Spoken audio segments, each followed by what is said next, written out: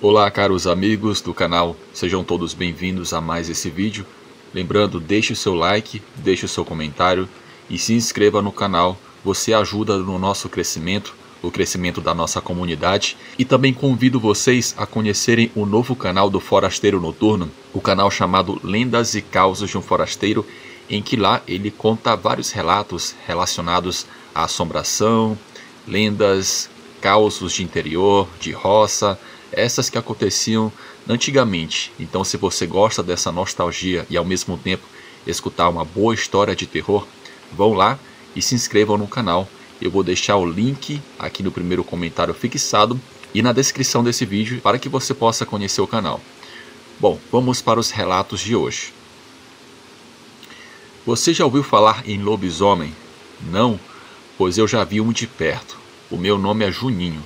Nasci em 1957, filho de Sebastião e Maria das Dores. O caso que eu vou contar para você é uma coisa que aconteceu comigo em 1995 e é tão verdade quanto eu tô aqui escrevendo isso. Pode acreditar. Era um domingo. Eu lembro como se fosse ontem porque era o dia do jogo do Palmeiras. Todo mundo estava aglomerado na minha sala para ver o jogo, na minha televisão que eu tinha comprado no começo do ano. A sala estava cheia, meus dois filhos, Júnior e o Marcos, mais a mulher do Júnior, a Cidinha, a minha esposa Dália, meu amigo Carlos com a família dele e mais uns 3 vizinhos.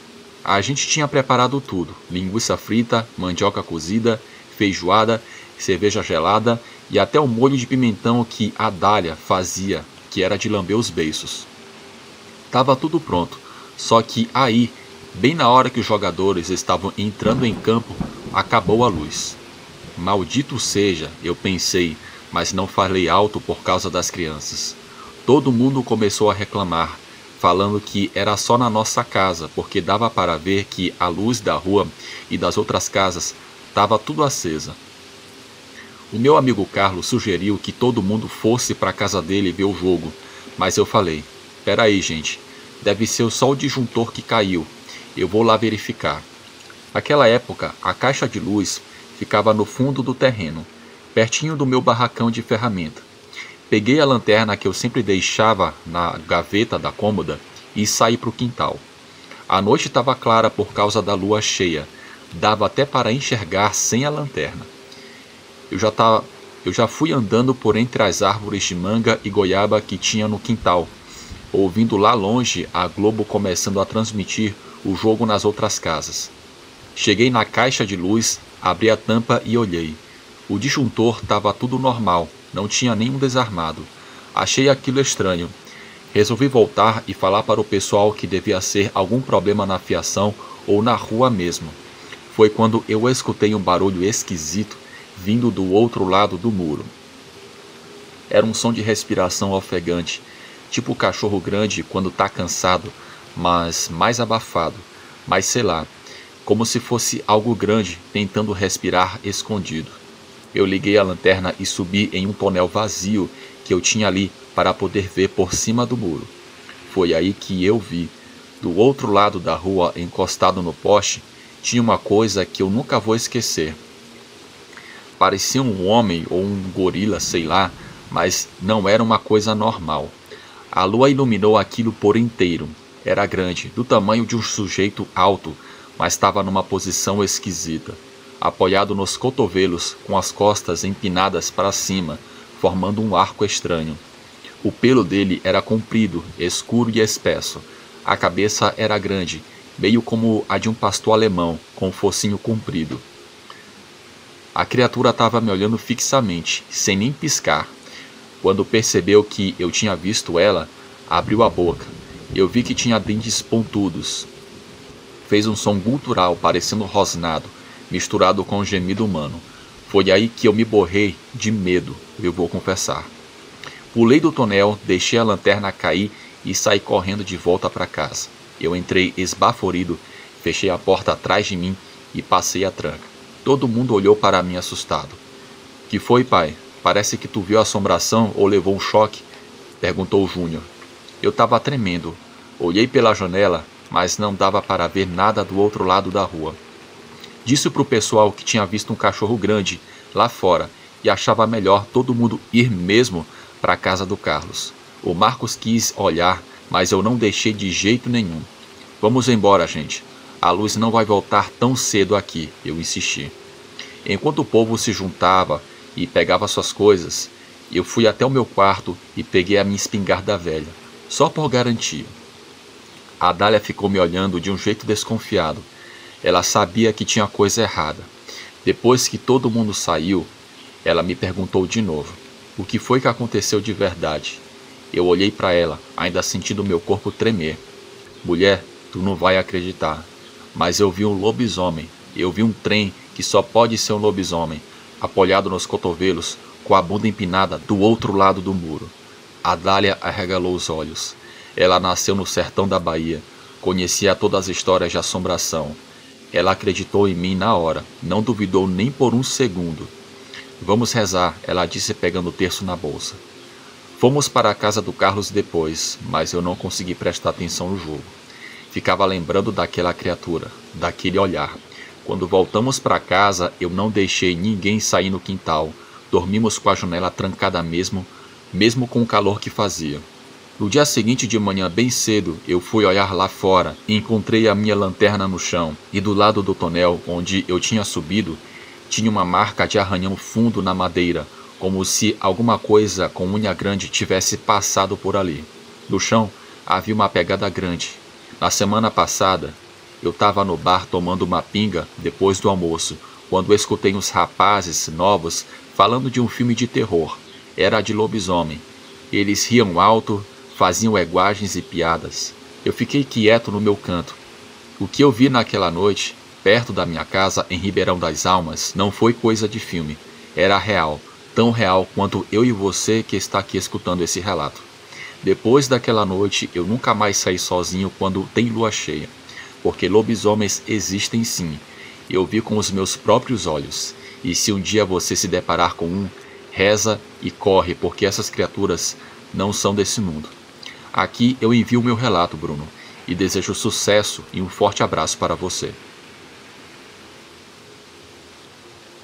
Eu já vi muita coisa esquisita nessa vida, mas nada se compara com o que aconteceu naquela noite na Avenida dos Ipês. O meu nome é Alessandro Santos, moro em Ribeirão do Horizonte, cidadezinha de uns 15 mil habitantes no interior de Minas. Trabalho como funcionário da prefeitura, cuido da manutenção dos jardins públicos há mais de 20 anos. Não sou homem de inventar história não, pode perguntar por aí. Todo mundo me conhece como homem sério e de palavra. Moro sozinho desde que me separei, lá em 2012. Para vocês entenderem o meu relato, a minha casa fica bem na curva da Avenida dos Ipês, aquela avenida que liga o centro da cidade com o distrito industrial. É uma avenida comprida, mal iluminada, com um matagal grosso de um lado e poucas casas do outro. De noite passa pouca gente ali. Às vezes, só os caminhões que vão para o distrito industrial carregar ou descarregar mercadoria. Enfim, era setembro de 2020, estava falando com meu neto. A gente conversou por videochamada, essas modernidades que os jovens de hoje me ensinaram a usar durante a pandemia. Eu estava com insônia naquela noite, coisa que aconteceu muito depois dos 50. Já passava das 11h30, eu estava sentado na poltrona da sala com a televisão ligada. A minha casa tem uma janela grande de frente para a avenida, daquelas antigas com vidro mesmo, não dessas de alumínio.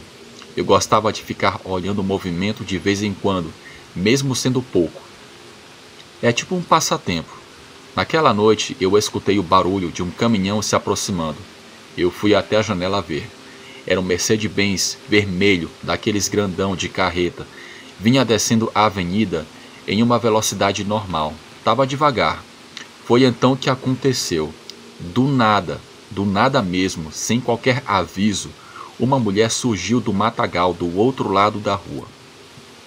Juro pela memória da minha falecida mãe. Ela simplesmente apareceu entre as folhagens e começou a atravessar a avenida. Vestia uma roupa meio branca ou creme. Parecia um vestido simples, meio comprido. Tinha cabelos longos e escuros. O mais estranho é que ela não olhou para o caminhão, como se nem tivesse escutado o barulho do motor. Eu quis gritar e avisar ela, mas foi rápido demais.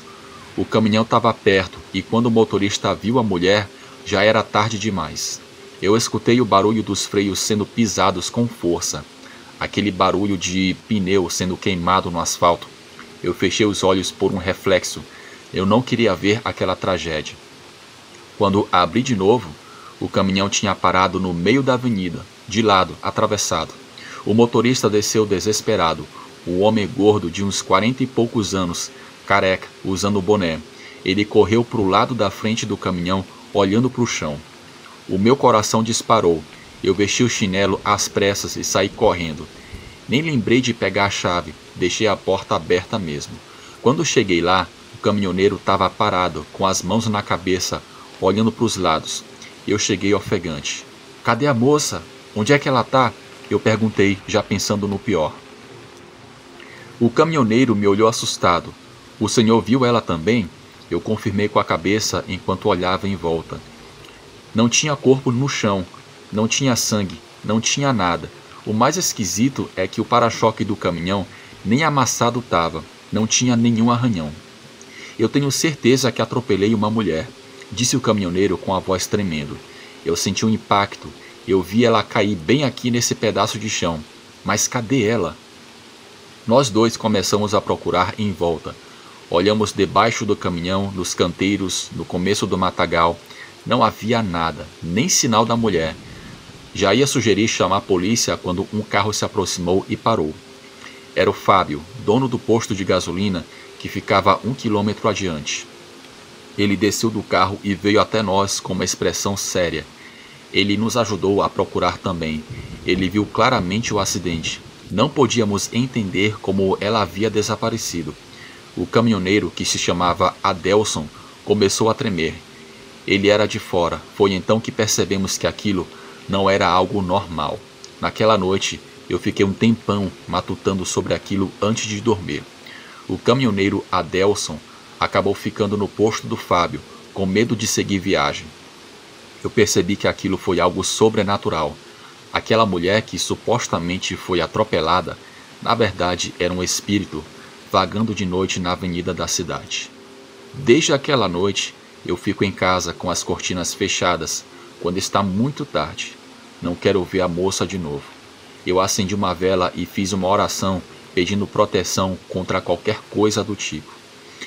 Foi uma experiência traumatizante. Eu fico imaginando que deve ter sido ainda mais para aquele caminhoneiro, mas pelo menos a boa notícia é que não foi uma pessoa viva.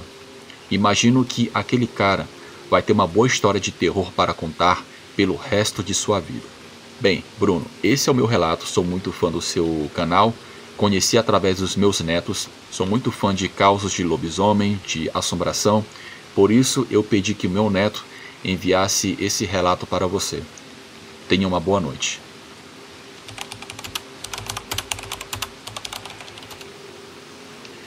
Antes de irmos para o próximo relato, peço que você possa deixar o seu like e o seu comentário se você está curtindo esses relatos aqui no canal. Meu nome é Conceição Ribeiro, moro na mesma casa desde que nasci. Aquela da esquina, na Rua das Flores, número 73, bem pertinho da pracinha central. Nasci e fui criada aqui, nessa região. Tive 5 filhos, 3 homens e 2 mulheres, todos criados nessa mesma casa que meu pai construiu em 1948, quando se casou com a minha mãe. Tenho um relato sobrenatural que aconteceu no inverno de 1987. Era uma época de muita chuva, daquelas que caem dias seguidos sem trégua. Os mais velhos diziam que era castigo, que o mundo estava virado do avesso. Eu não dava muita bola para essas conversas, mas aquele ano, depois do que aconteceu, confesso que fiquei com o coração inquieto. Naquela época, eu vivia só com meus 3 filhos mais novos. Meu marido tinha morrido 2 anos antes, de um infarto fulminante, bem no meio de um domingo de manhã, enquanto limpava o quintal. Os 2 filhos mais velhos já estavam casados e morando em outras casas. Aquela noite eu nunca vou esquecer. Eu estava terminando o vestido para a festa de 15 anos da filha da minha comadre, a dona Carmen. Ela tinha me encomendado o vestido para entregar no dia seguinte e eu, teimosa como sou, resolvi ficar acordado até terminar. Os guris já tinham ido dormir. Devia ser mais ou menos umas 11 horas da noite. A chuva caía forte lá fora, fazendo barulhão nas teias de barro. De vez em quando, um raio clareava tudo pela frechinha da janela, seguido de um trovão que fazia a casa inteira estremecer. Mas eu estava concentrada na costura e nem ligava. Tinha só um lampião aceso perto da máquina. A luz tinha caído por causa da tempestade, coisa comum por aqui. Foi aí que eu ouvi o primeiro arranhado na janela. No começo achei que era um galho do pé de goiaba que tem no pátio, mas aí veio outro arranhado, mais forte, como se fossem unhas mesmo riscando a madeira. E depois outro e mais outro. Parei de costurar e fiquei quietinha, só ouvindo. Os arranhões pararam por um tempinho, mas logo voltaram, agora em um ritmo. 3 arranhadas, uma pausa e por aí vai. Parecia ensaiado. Criei coragem e me levantei devagar, segurando o lampião. Me aproximei da janela, aquela que dá para o quintal dos fundos. Era daquelas janelas antigas de madeira com 2 folhas que abrem para dentro, com tranca no meio. Encostei o ouvido na madeira e foi quando ouvi uma respiração do outro lado. Uma respiração pesada, ofegante, que não parecia de bicho, mas também não parecia de gente. Tem alguém aí? Perguntei, tentando disfarçar o medo na voz. Nada, só o barulho da chuva como resposta. Tava quase voltando para a máquina de costura, achando que era coisa da minha cabeça, quando ouvi uma voz fininha, quase um sussurro, que parecia vir de uma garganta seca. Conceição, abre a janela para mim, tá frio. Eu senti um arrepio subindo pelas minhas costas. Aquela voz não era algo desse mundo. Parecia vir de muito longe e muito mais perto ao mesmo tempo. E o pior, sabia o meu nome. Quem tá aí? Perguntei já tremendo nas pernas. Deixa eu entrar, Conceição. Só quero me esquentar um pouco. Foi quando um raio iluminou tudo e pela frechinha da janela eu vi 2 olhos me encarando. Não eram olhos normais. Eram olhos meio azulados, mas brilhavam muito e não piscavam. Por um segundo vi também o rosto magro, pálido, com a pele toda enrugada, parecendo aquelas coisas que ficam muito tempo de molho na água.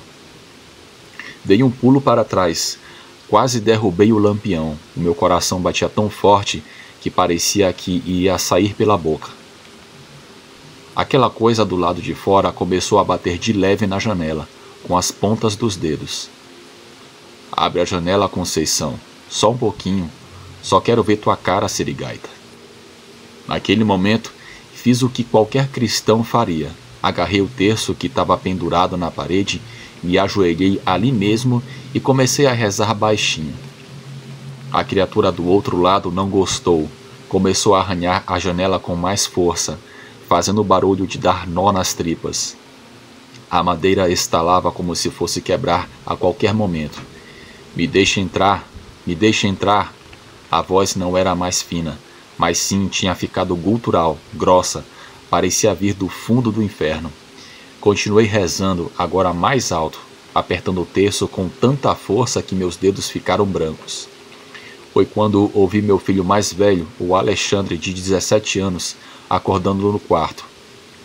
Mãe, que barulho é esse? Fica no quarto, meu filho, não sai, gritei sem tirar os olhos da janela. Mas o meu filho vinha passando na sala, esfregando os olhos de sono.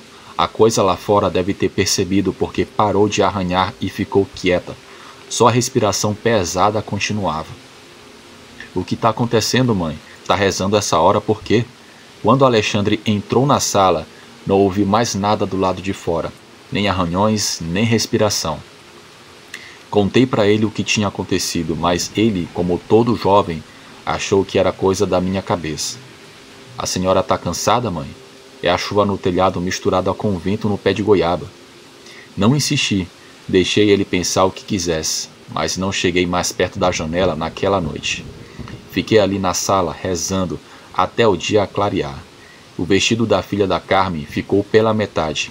Só consegui terminar no dia seguinte. Na manhã seguinte, quando o sol apareceu e a chuva deu uma trégua, eu fui ver a janela por fora. O que vi me deixou de boca aberta. Toda a madeira ao redor estava com marcas de arranhões profundos, alguns tão fortes que tinha lascado a madeira. E tinha mais um rastro de lama vindo do fundo do pátio até a janela.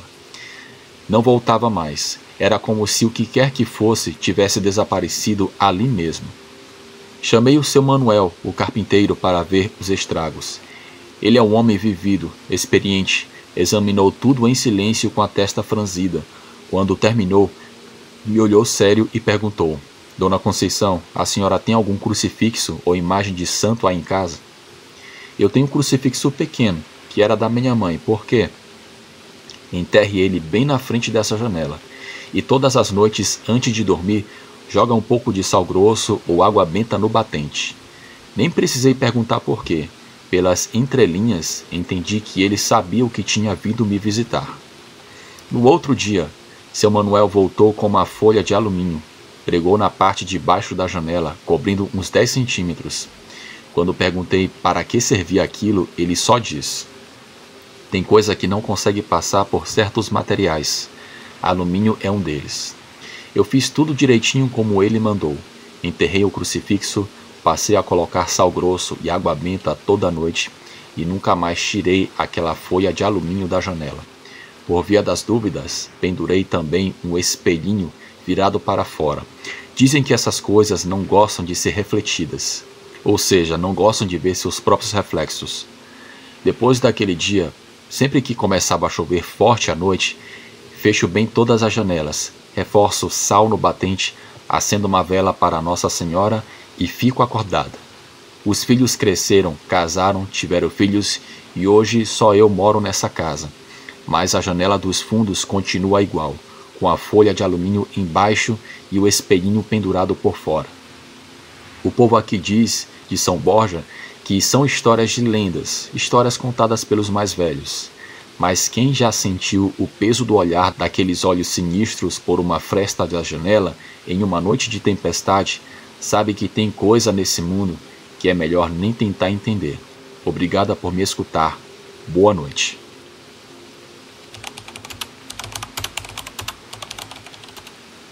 Olá, o meu nome é Renan.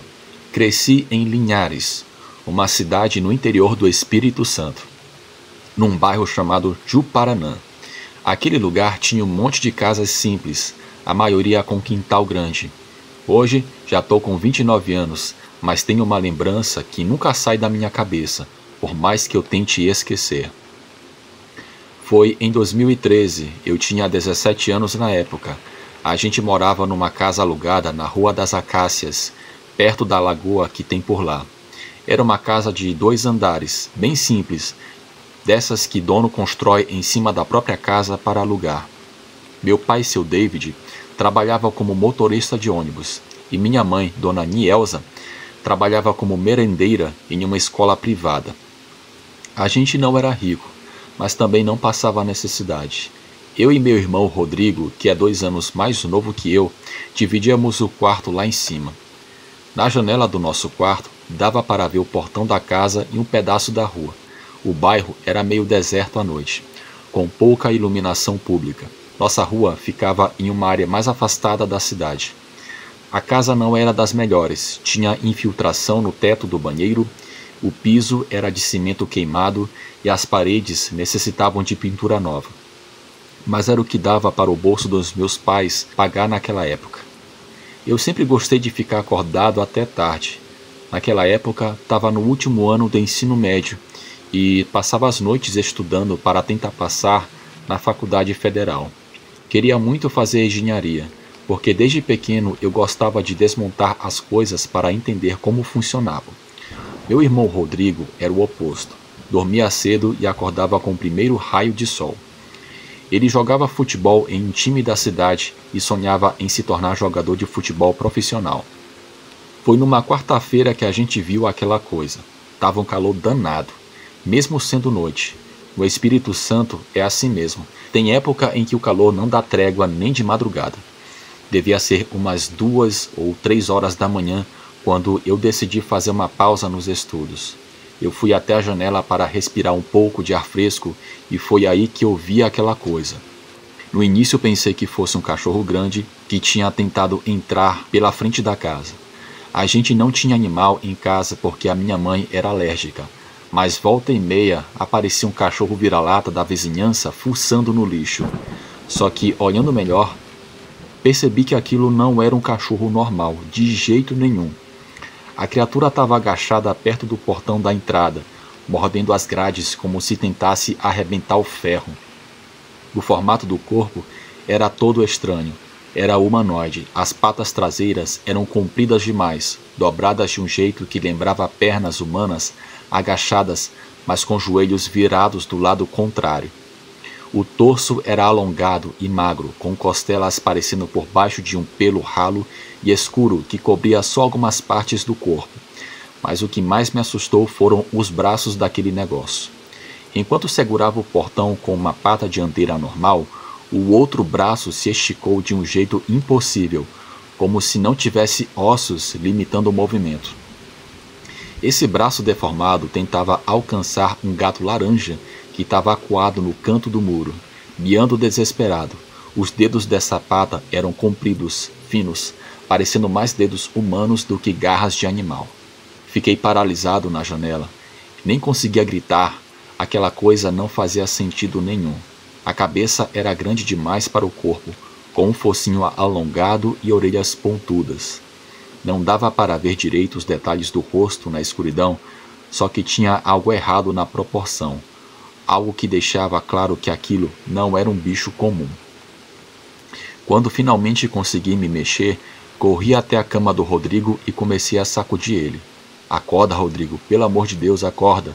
Ele resmungou, tentando se virar para o outro lado. "Me deixa dormir. Tem uma coisa lá embaixo, no portão. Vem ver agora." Alguma coisa no meu tom de voz deve ter soado desesperado o suficiente, porque ele sentou na cama esfregando os olhos e me seguiu até a janela sem reclamar. Ele viu. Foi quando a criatura soltou o portão, abocanhou o gato em um movimento rápido. O miado agudo do bicho foi interrompido de repente, dando lugar a um barulho de ossos se quebrando. "Mas que raios é aquilo?" Rodrigo perguntou, agarrando meu braço. A luz do poste da rua iluminava só parcialmente aquela coisa, mas era o suficiente para a gente ver que aquilo não era um animal. Enquanto mastigava o gato, a criatura parou de repente como se tivesse percebido que estava sendo observada. Ela virou a cabeça para cima, olhando diretamente para a nossa janela. Os olhos dela eram grandes e redondos, refletindo a pouca luz como olhos de gato, mas com um brilho amarelado. Por um instante tive certeza absoluta que aquela coisa nos enxergava claramente, mesmo com a gente estando no escuro do quarto. Rodrigo puxou a cortina na hora. "Vamos chamar o pai", ele falou, mas eu segurei seu braço. "Espera." Eu não precisei terminar a frase. Ouvimos um som de unhas arranhando a parede do lado de fora da casa. Um som que foi subindo como se a criatura estivesse tentando escalar em direção à nossa janela. Não pensamos duas vezes. Saímos correndo do quarto e entramos no quarto dos nossos pais, acendendo a luz e fechando a porta com força. "Que bagunça é essa, rapaz?" Meu pai levantou assustado, com cara de poucos amigos. "Tem um bicho enorme lá embaixo. Tava comendo um gato e agora tá subindo na parede." Rodrigo falou tudo de uma vez. "É um ladrão, papai. Um ladrão tentando pular o muro." Eu completei, trocando um olhar rápido com meu irmão. Naquela hora decidi que era melhor falar que era um ladrão mesmo. Se a gente contasse o que realmente tinha visto, eles iam achar que era só invenção da nossa cabeça ou que a gente estava fazendo algum tipo de aguagem. E a gente precisava que eles levassem a sério. Meu pai pegou um pedaço de cano e foi até a janela do quarto dele, que dava para o quintal dos fundos. A minha mãe já estava acordada também. Tentava nos acalmar. Enquanto isso, dizia que ia chamar a polícia. "Eu não estou vendo nada", meu pai falou depois de olhar por um tempo. "Tem certeza que foi um ladrão?" "Não era um cachorro não, pai. Era grande demais e estava em pé", insistiu Rodrigo. Passamos o resto da madrugada acordados, Meu pai foi verificar todas as portas e janelas, mas não encontrou nenhum sinal de invasão. A polícia até passou na nossa rua depois que a minha mãe ligou, mas também não acharam nada de estranho. No dia seguinte fomos olhar o portão. Tinha marcas de dente no ferro, coisa que um cachorro normal não conseguiria fazer. E encontramos pelos escuros espalhados pelo chão, grossos e ásperos, diferentes de qualquer animal que conhecíamos. Mas o mais estranho foi que não achamos nenhum sinal do gato laranja. Nos dias seguintes, eu e Rodrigo começamos uma campanha intensa para convencer nossos pais a se mudarem dali. A gente falava sobre assaltos no bairro, inventamos histórias sobre gangues perigosas na região, reclamamos de barulhos à noite, qualquer desculpa servia, não podíamos falar a verdade. Tô cansado desse quarto pequeno. Mãe, a escola é muito longe daqui, perco 1 hora só de ônibus. E assim foi, nós inventamos várias desculpas para estimular eles a saírem daquela casa. 7 dias depois do incidente, meu pai chegou em casa com uma notícia. Tinha encontrado uma casa para alugar no bairro Aviso, do outro lado da cidade. Era um pouco mais cara, mas ficava perto de uma nova linha de ônibus que ele ia começar a trabalhar, então compensava. A gente não falou nada, só olhamos um para a cara do outro e corremos para o caminhão de mudança. Nem nos despedimos dos vizinhos. Na casa nova, levei meses para conseguir dormir com a janela aberta de novo. Rodrigo passou a dormir com um pedaço de pau embaixo da cama. A gente nunca comentou o assunto na frente dos nossos pais, mas entre nós dois, às vezes, falávamos sobre aquela noite. Anos se passaram, terminei o ensino médio, comecei a trabalhar numa oficina de eletrônicos como assistente e fui fazendo cursos técnicos. Rodrigo desistiu do futebol e hoje trabalha como eletricista. A vida seguiu, mas tenho certeza que aquilo que vimos naquela noite não era um cachorro com sarna, nem era um ladrão. Era algo sobrenatural.